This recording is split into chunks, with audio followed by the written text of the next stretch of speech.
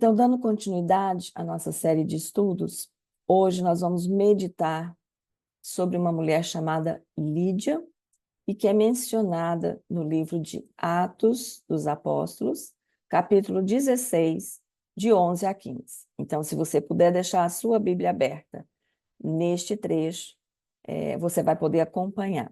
O versículo base é o versículo 14 desse capítulo, que diz o seguinte: certa mulher, chamada Lídia, da cidade de Tiatira, vendedora de púrpura, temente a Deus, nos escutava.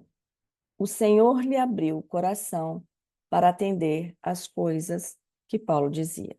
Vamos orar? Senhor, assim como o Senhor trabalhou no coração de Lídia, assim como o Senhor abriu o coração dela para a mensagem que Paulo pregava, nós queremos clamar ao Senhor nesta noite, que o Senhor esteja abrindo o nosso coração, para que seja um solo fértil para a mensagem da Tua palavra, que nos ensina, que nos encoraja, que nos corrige, que nos exorta, mas que também, ó Pai, nos traz a mensagem da salvação. Nós oramos agradecidas, em nome do Senhor Jesus. Amém.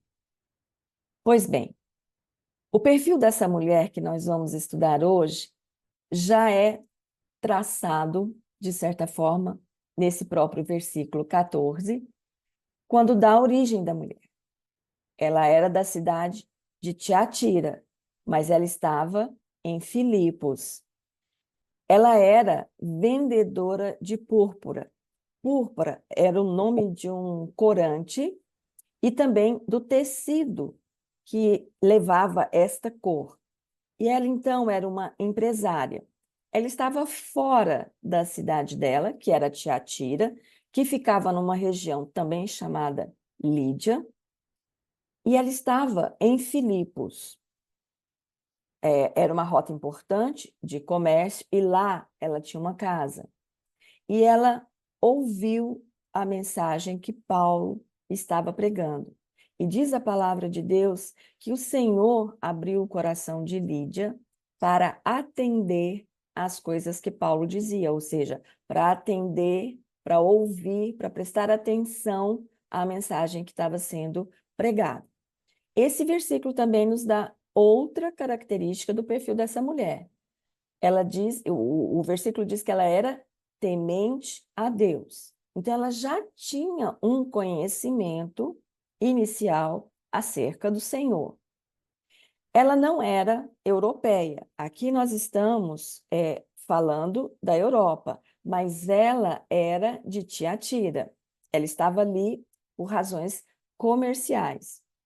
Essas são as primeiras coisas que nós podemos aprender a respeito de Lídia através deste versículo base.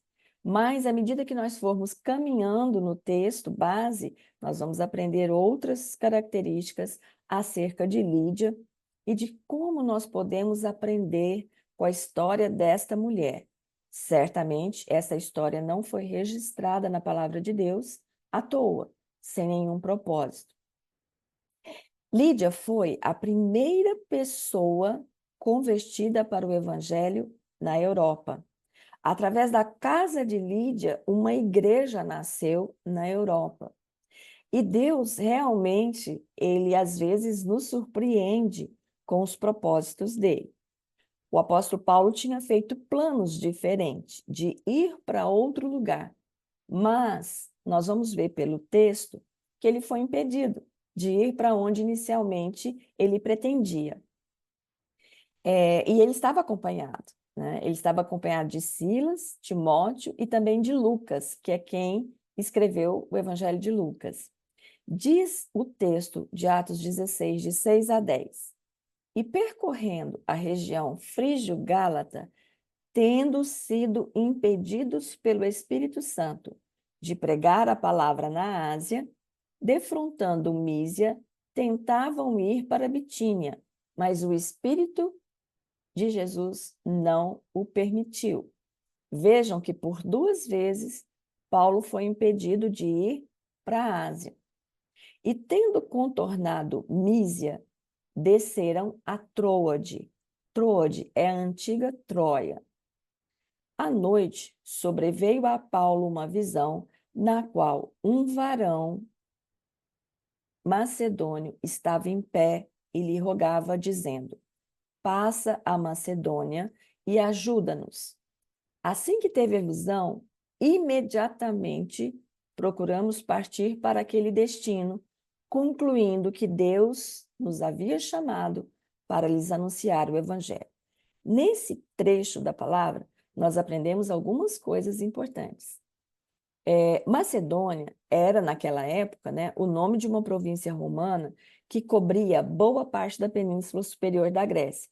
Por isso eu tive o privilégio de conhecer agora, quando a gente foi na Grécia e na Turquia. A parte que Paulo ministrou, ela se encontra na Grécia de hoje. Por isso a gente conheceu exatamente o lugar onde Paulo estava pregando e Lídia ouviu. E vejam no começo do texto que por 2 vezes o Espírito Santo impediu Paulo de pregar, de ir para onde ele pretendia ir, que era a Ásia. E vejam que Lídia era de lá. Lídia não era europeia, mas ela estava naquele local. Certamente, eu fico imaginando, né, Paulo e os seus companheiros de viagem, indagando, né? Mas afinal de contas, Senhor, para onde nós devemos ir? Porque a gente já tentou ir para 2 lugares e o Espírito Santo nos impediu, né? E quando a gente fala que o Espírito Santo nos impediu, é o direcionamento mesmo, né? E certamente, então, eles ficaram surpresos com esse direcionamento diferente do que eles haviam planejado. E os propósitos de Deus, eles são soberanos. Nós já aprendemos isso quando nós estudamos os atributos incomunicáveis, né? Então, a soberania de Deus, ela é inquestionável, é um atributo que só o Senhor tem. Ele reina absoluto sobre todas as coisas e a vontade dele é soberana, prevalece. E muitas vezes os propósitos de Deus, eles desafiam a nossa lógica humana. Então, vejam, Paulo deve ter ficado perplexo, né? Ele pretendia ir para a Ásia, pregar o evangelho na Ásia, mas ele é impedido de fazer isso 2 vezes. E ele tem essa visão de um varão, de um homem, dizendo: vem para Macedônia nos ajudar. Foi uma visão. E vejam qual foi a atitude de Paulo. O texto, o versículo 10, diz que imediatamente eles partiram para aquele destino. Então, a obediência, ela é imediata. Lembra que nós estudamos há umas 2 sextas passadas que obediência tardia não é obediência. A obediência é quando você ouve o direcionamento do Senhor e obedece prontamente. E foi o que Paulo fez. Por quê?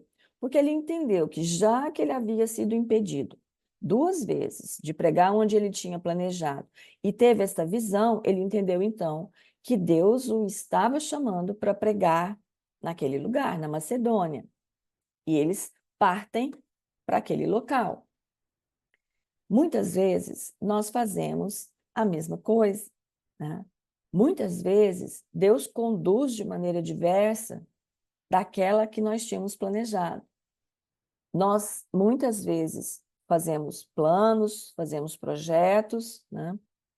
Mas, principalmente quando nós estamos buscando em oração a vontade, o discernimento, a condução do Senhor, Ele fala conosco. Ele coloca no nosso coração a vontade dele. E muitas vezes essa vontade é diferente da nossa. Esse caminho é diferente daquele que nós tínhamos escolhido. E nós precisamos pedir ao Senhor que nos dê esta obediência, que foi característica de Paulo, né? Nós precisamos pedir ao Senhor que prontamente nós possamos obedecer àquela condução que Ele está nos dando. Mas para isso, nós precisamos ter uma vida de oração. E isso implica constância, perseverança. Não é orar um dia ou outro, ou simplesmente agradecendo uma refeição. É uma vida de oração durante todo o meu dia. Não importa onde eu esteja, mas eu estar contrita, voltada para o Senhor e ter aqueles momentos de me isolar em algum lugar para que nada me distraia e para que eu possa, de fato, estar voltada para aquele momento de falar com o Senhor e também de ouvir o direcionamento. E além da oração, nós precisamos ter uma vida devocional, de estudo diário, de meditação diária na palavra, porque através da palavra, Deus fala conosco. A palavra é a revelação da vontade do Senhor para nós. Então, nós precisamos ter essa vida de oração e de meditação da palavra, diariamente, constantemente. Importante destacar que o texto diz que imediatamente eles procuraram partir para aquele destino que Deus havia mostrado, e nós precisamos buscar essa mesma obediência. E nós só teremos um coração obediente quando nós estivermos buscando o Senhor, através da leitura e meditação da palavra, através de uma vida de oração, através da busca constante da vontade dele para as nossas vidas. E nós já estamos estudando há muito tempo qual é a vontade de Deus para as nossas vidas, que é glorificá-lo em tudo aquilo que nós fizermos, seja em palavras, seja em ação. O nosso propósito, primeiro, é glorificar ao Senhor. Veja, então, que isso acontece em Filipos. Filipos recebeu esse nome em razão de Filipe II, da Macedônia, pai de Alexandre o Grande. Filipos fica no final de uma via chamada Via Ignácia, que corta ali toda aquela região. E essa cidade era uma cidade muito próspera, porque ela ficava numa rota comercial. Então, era um local estratégico para apresentar o evangelho à Europa, porque muitas pessoas iam para aquele lugar e dali muitos também partiam. Era uma rota comercial importante. E segundo a tradição judaica, nas comunidades onde não havia sinagogas, as mulheres podiam orar em grupo, se quisessem. E lá em Filipos não tinha sinagoga, porque pela tradição eles tinham que ter um quórum mínimo de homens para poder formar a sinagoga, e ali não tinha. Então, o capítulo 16, de 11 a 13, diz o seguinte: tendo, pois, navegado de Troade, seguimos em diretura a Samotrácia, no dia seguinte a Neápolis, e dali a Filipos, cidade da Macedônia, primeira do distrito e colônia. Nesta cidade permanecemos alguns dias. A estratégia de Paulo era permanecer na cidade e procurar a sinagoga, porque ele primeiro falava aos judeus para depois pregar o evangelho para as outras pessoas. No versículo 13, diz o seguinte: no sábado, saímos da cidade para junto do rio, onde nos pareceu haver um lugar de oração. E assentando-nos, falamos às mulheres que para ali tinham concorrido. Vejam, não havia sinagoga naquela cidade, na cidade de Filipos. Então, Paulo se dedica a falar a um grupo de mulheres. Vejam que nós temos estudado desde desde a primeira sexta que nós nos propusemos a estudar algumas mulheres. Nós vimos lá no primeiro estudo de introdução que muitas vezes propaga-se que a Bíblia desfaz das mulheres, né? Coloca a mulher no patamar inferior. E nós temos visto a cada estudo que isso é uma inverdade. Na realidade, a cultura pagã é quem faz isso, porque o cristianismo sempre dá um lugar de honra para a mulher. E vejam que o apóstolo Paulo dedica esse tempo para falar com um grupo de mulheres, e elas estavam na beira do rio. E vejam que Lídia, apesar de ser uma empresária de destaque, provavelmente de posses, depois a gente vai ver o restante do texto, que dá sinais de que ela era uma mulher rica, provavelmente viúva ou solteira, porque a Bíblia não menciona o nome de esposo, fala apenas ela e a casa, dando a entender que são os servos, né, que ela tinha. E nós precisamos prestar atenção que, aparentemente, Trata-se de uma pequena reunião, uma reunião talvez encarada com menos importância. Mas tem uma coisa que a palavra nos ensina, que nós não podemos desprezar os pequenos começos. Porque quando nós estamos sob a condução de Deus, às vezes isso vai significar deixarmos grandes planos para cuidarmos de algo que a princípio parece simples, parece pequeno, de menor importância, mas a lógica do Senhor, ela desafia a lógica humana. Deus usa pessoas improváveis e momentos improváveis. Nós já estamos aprendendo isso ao longo desses estudos. E vejam que de um grupo de mulheres na beira de um rio, um pequeno começo, Deus faz algo grandioso, como nós vamos ver daqui a pouco. E a própria palavra de Deus nos ensina isso em Zacarias 4, versículo 10. Na Nova Versão Transformadora diz o seguinte: não desprezem os começos humildes, pois o Senhor se alegra ao ver a obra começar, ao ver o prumo na mão de Zorobabel. Talvez aqui só a Vanilze saiba exatamente o que é um prumo, né? É um instrumento que a gente coloca na superfície da parede para ver se essa parede está sendo construída alinhada, né? Se ela não está fora de nível. E aqui a palavra de Deus nos ensina a não desprezar os começos humildes. Nós não podemos encarar um começo que, a meus olhos, parece tão simples, com desprezo. Porque quando nós nos colocamos à disposição do Senhor, é Ele quem faz a obra. Então, se Ele quiser, se for parte do plano dele, Ele transforma um começo humilde em algo grandioso. Porque é Ele quem faz a obra.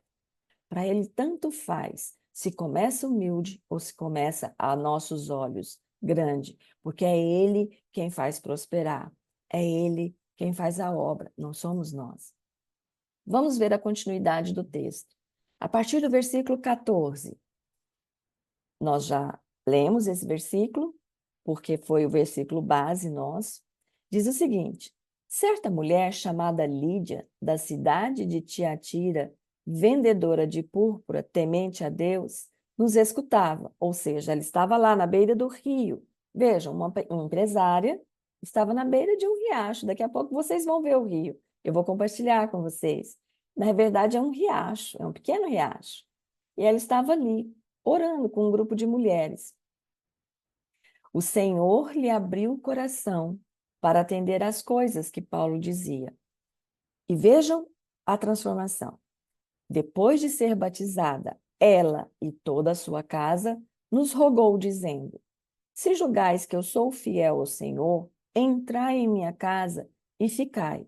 E nos constrangeu a isso.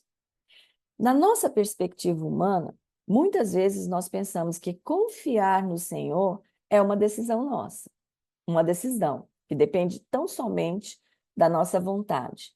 Mas na perspectiva bíblica, é o Senhor quem atrai o homem. É o Senhor que vem em busca de nós. É o Senhor que abre o nosso coração para crer, porque nem crer nós somos capazes. O nosso coração, ele é inclinado para o mal, ele é inclinado a não confiar, a não crer. Mas é Deus quem faz essa obra no nosso coração. E pelo texto, nós vimos que Lídia já tinha um conhecimento básico, inicial sobre o Senhor. Provavelmente um conhecimento intelectual, porque o texto diz que ela escutava, e a palavra grega que é utilizada aqui é para significar que ela escutava com atenção, ela prestava atenção ao que Paulo estava dizendo. E o Senhor lhe abriu o coração. Vejam que o texto não diz, e Lídia abriu o coração para receber a mensagem. Não, o texto diz, o Senhor lhe abriu o coração para atender as coisas que Paulo dizia. E ela creu de tal forma que ela foi batizada ali mesmo, naquele lugar. E não só ela, Vejam que ela já começa a vida cristã levando outros também, levando a mensagem a outros, porque toda a casa dela. Isso aqui significa que os servos, as pessoas que trabalhavam para ela, também foram batizadas. E quando o texto diz que o Senhor abriu o coração de Lídia, isso confirma o que está em toda a palavra de Deus, que o homem por si só, ele não é capaz de crer, ele não é capaz de confiar. João 6, 44 e 65 diz o seguinte, dois versículos diferentes do mesmo capítulo 6 de João. O 44 diz, ninguém pode vir a mim se o Pai que me enviou não o trouxer, e eu ressuscitarei no último dia. Então, vejam, é o Pai quem nos leva até Jesus. É Ele quem abre o nosso coração. E o versículo 65. E prosseguiu, por causa disto é que vos tenho dito, ninguém poderá vir a mim se pelo Pai não lhe for concedido. Então vejam, a nossa vontade, ela se inclina de acordo com aquilo que nós amamos. Se nós amamos os valores desse mundo, nosso coração vai se inclinar para os valores desse mundo. Se nós amamos a riqueza a tal ponto, nosso coração vai se inclinar para as riquezas. Se o nosso coração ama o Senhor com todo o nosso ser, com todo o nosso entendimento, o nosso coração vai se inclinar para as coisas do Senhor. Então, nós precisamos prestar atenção às coisas que têm preenchido o nosso coração. Porque aquilo que nós amamos, às vezes substitui o próprio Deus. E aquilo que nós amamos vai conduzir a nossa vida. Então, nós precisamos buscar que o Senhor esteja preenchendo o nosso coração, para que nós busquemos as coisas do alto, os valores eternos. Então, quem deu ouvido para Lídia ouvir e compreender a mensagem, não foi o próprio entendimento dela, foi o próprio Deus. É uma obra soberana de Deus abrindo o coração do pecador. E ele faz isso. Ele pode fazer isso. Ele fez isso comigo um dia.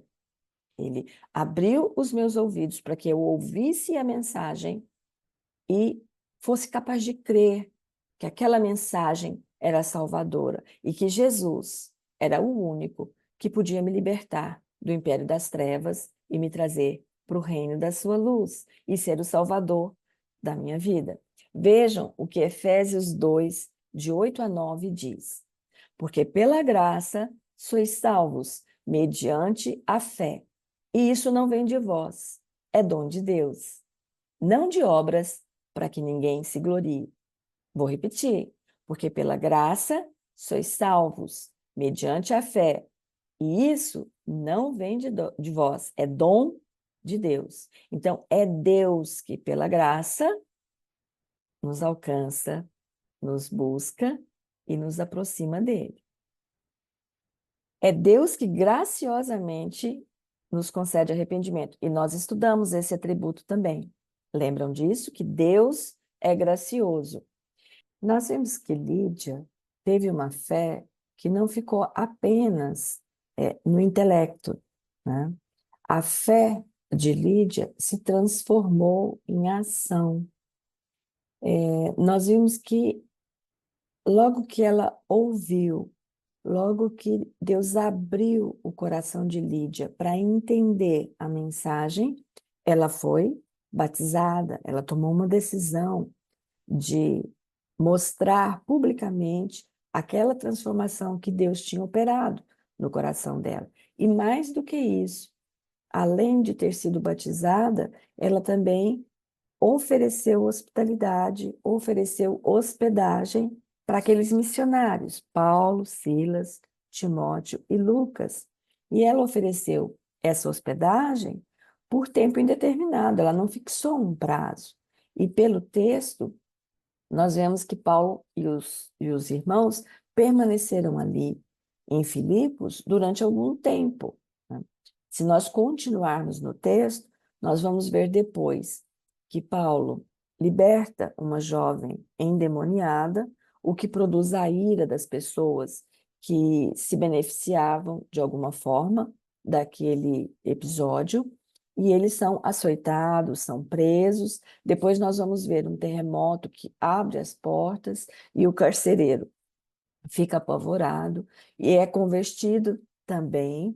E quando Paulo e os amigos, os missionários, saem daquele lugar, a palavra de Deus nos diz que eles vão até a casa de Lídia. Vejam, Atos 16, 40 diz: tendo-se retirado do cárcere, dirigiram-se para a casa de Lídia e, vendo os irmãos, os confortaram. Então partiram. Então, nós aprendemos algumas lições com esse texto de Atos 16. Primeiro, nós vimos que por 2 vezes Paulo pretendeu pregar a mensagem em algum lugar na Ásia e o Espírito Santo o impediu. E finalmente ele teve uma visão onde Deus dá uma condução para ele, de ir até a Macedônia. E apesar de naquela visão ser um varão que diz, que pede ajuda, que pede para ele ir até a Macedônia, nós vemos aqui que ele gasta o seu tempo, investe o seu tempo com um grupo de mulheres na beira de um rio. Nós aprendemos com isso que muitas vezes nós fazemos planos, nós elaboramos projetos, mas a resposta certa, ela vem dos lábios do Senhor. E para que nós possamos usufruir desta condução do Senhor, nós precisamos ter uma vida de oração, uma oração constante, perseverante. Precisamos ter uma vida devocional, de estudo da palavra, porque Deus nos fala através da sua palavra. É na palavra do Senhor que será revelada a vontade dele para a minha vida. E nós já temos visto nos nossos estudos que, num primeiro momento, a principal vontade do Senhor para a nossa vida é de que nós devemos honrar e glorificá-lo em tudo que nós fizermos, seja em palavra, seja em ação. Nós aprendemos também que Lídia prestou atenção na mensagem. A palavra grega diz que ela escutou com atenção. Será que nós temos prestado atenção no que Deus tem revelado para as nossas vidas através da sua palavra? Será que nós temos ouvido com atenção a mensagem que é pregada? Nós vivemos num país, por enquanto, livre, onde a palavra de Deus é pregada, e nós temos o privilégio e a oportunidade de ouvirmos essa mensagem em vários lugares. Aqui nesse estudo onde nós estamos, meditando na palavra, nos nossos cultos, nos nossos estudos, nos pequenos grupos. Então, mas será que nós temos ouvido com atenção? Será que nós temos pedido ao Senhor, Senhor, abra o meu coração para que eu receba essa mensagem e entenda qual é a tua condução para a minha vida? Nós aprendemos também, com a vida de Lídia, que além de escutar com atenção, Deus tocou e transformou o coração daquela mulher. E a fé dela também se transformou em algo operoso. Ela foi batizada, mostrando publicamente a transformação interior que Deus tinha promovido no coração dela.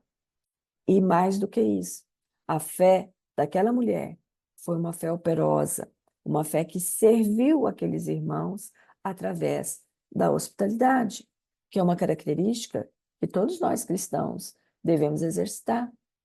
Será que nós temos exercitado a hospitalidade com aqueles que precisam do nosso teto, do nosso alimento, do nosso acolhimento, do nosso aconchego? Que Deus possa nos abençoar para que, assim como Lídia, nós possamos escutar com atenção a mensagem que Deus quer transmitir aos nossos corações, a cada instante. Que assim como o apóstolo Paulo, nós também possamos buscar o discernimento e o direcionamento de Deus para as nossas vidas. Que assim como Paulo, nós podemos obedecer prontamente a esse direcionamento. E para isso, nós precisamos ter um coração ensinável, um coração pronto a obedecer. Que Deus possa abençoar ricamente a sua vida, para que essas lições possam ser aprendidas e exercitadas na nossa vida, no nosso dia a dia com o Senhor Jesus. E é em nome dele que nós oramos para que a nossa fé seja operosa, para que o nosso escutar seja atencioso, para que a voz do Senhor possa calar fundo no nosso coração e nos levar à obediência. Deus te abençoe.